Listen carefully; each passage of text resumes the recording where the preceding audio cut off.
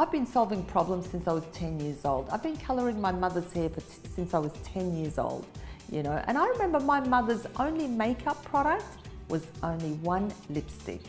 And she'd use that lipstick on her lips, on her cheeks, and on her brow bone to give her a bit of colour.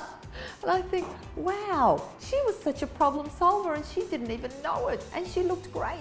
My uncle is a hairdresser who owns a successful salon in Istanbul, and I would just absolutely love being in that space, in that energy, in that atmosphere, and I was inspired. You know, there'd be the smell of Turkish tea brewing and the Turkish coffee, and he'd just ask the apprentices to go get some baguettes from downstairs. You know, every client that walked out of there walked out with a smile and, you know, a lot of love. And that's what he would give to his clients, really, you know, just making them happy, making them feel confident when they walked out the door.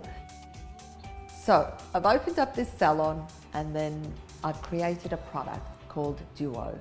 And this product was going to save women like me time. And it was a lipstick and a lip liner colour matched in the one capsule. And that was my greatest learning time in manufacturing, in market research, in finding out more about women and their challenges with time.